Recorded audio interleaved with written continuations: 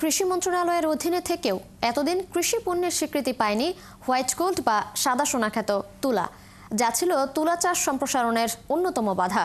গেল ফেব্রুয়ারি মাসে আধুনিক উপায়ে তুলা চাষের সম্ভাবনা নিয়ে ৭১ টেলিভিশনের ধারাবাহিক প্রতিবেদনের পর সম্প্রতি এটিকে কৃষি পণ্য হিসেবে স্বীকৃতি দিয়েছে অন্তর্বর্তী সরকার। এমন ঘোষণায় তুলা চাষ কয়েক গুণ বাড়বে বলে আশা সংশ্লিষ্ট সরকারি বেসরকারি প্রতিষ্ঠানগুলোর। বিস্তারিত সুশান্ত সিনহার রিপোর্টে। একটি টি-শার্ট উৎপাদনে ব্যবহৃত কাঁচামালের ৬৬% খরচই হয় তুলার পেছনে। বিশ্ববাজারে তৈরি পোশাকের দ্বিতীয় শীর্ষ রপ্তানিকারক দেশ বাংলাদেশ, কিন্তু এই শিল্পের প্রধান কাঁচামাল তুলা প্রায় পুরোটাই আমদানি নির্ভর। তুলার আমদানিতে বাংলাদেশ দ্বিতীয়। বিদেশ থেকে তুলা কিনতে বিপুল পরিমাণ মুদ্রা চলে যাচ্ছে দেশের বাইরে। অথচ স্বাধীনতার ৫৩ বছরেও তুলা চাষ বাড়াতে কোনো নীতি সহযোগিতা পায়নি তুলা চাষিরা। তুলা কৃষিপণ্য না হওয়ায় এই খাতে ছিল বাড়তি কর, যা কৃষি উদ্যোক্তাদের তুলা চাষে যুগ যুগ ধরে নিরুৎসাহিত করেছে। বর্তমানেও তুলা চাষে এসেছে প্রযুক্তির ছোঁয়া, উন্নত জাতের তুলা বীজ তৈরি করেছে নতুন সম্ভাবনা। আর সেই সম্ভাবনা তুলে ধরে গেল ফেব্রুয়ারিতে ধারাবাহিকভাবে প্রতিবেদন প্রচার করে ৭১। এরই ধারাবাহিকতায় ৬ মে তুলাকে কৃষিপণ্য ঘোষণা করল সরকার।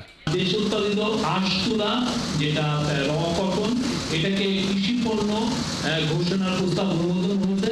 তুলা উন্নয়ন বোর্ড বলছে, গুণে মানে বাংলাদেশের তুলা উন্নত। ২০২৩-২৪ অর্থ বছরে দেশে ৪৫,০০০ হেক্টর জমিতে তুলা চাষ হয়। কৃষিপণ্যের এই স্বীকৃতিতে এবার তুলা চাষ দ্বিগুণ হবার আশা সংস্থাটির। কৃষি মন্ত্রণালয় তুলাতে প্রায় ১৭ কোটি টাকার প্রণোদনা কার্যক্রম বাস্তবায়ন করছি আমরা, এবং এখানে প্রায় ২১,১০০ জন চাষিকে আমরা এই বছর ২৫-২৬ মৌসুমে আমরা এটা বাস্তবায়ন করব। এটা হচ্ছে ক্লাইমেট রেজিলিয়েন্ট ক্রপ।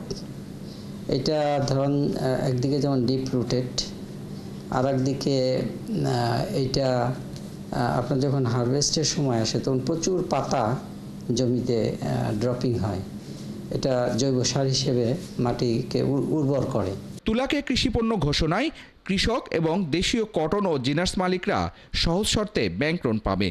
বাড়বে সরকারি প্রণোদনা। তুলা চাষ বাড়িয়ে আমদানি নির্ভরতা কমবে বলে আশা জিনার্স সমিতির।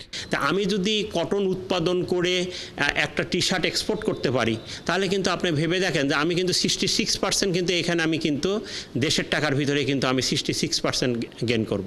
তুলা শিল্পটাকে আগানোর ক্ষেত্রে কৃষিপণ্য ঘোষণাটা একটা যুগান্তকারী হয়ে আমাদের কাছে থাকবে, এবং সেই ক্ষেত্রে আমাদের কিন্তু নীতি সহায়তা আসাও কিন্তু খুবই জরুরি। দেশের তৈরি পোশাক খাতে বছরে প্রায় ৪৫,০০০ কোটি টাকার ৮০ লাখ বেল তুলা আমদানি করতে হয়।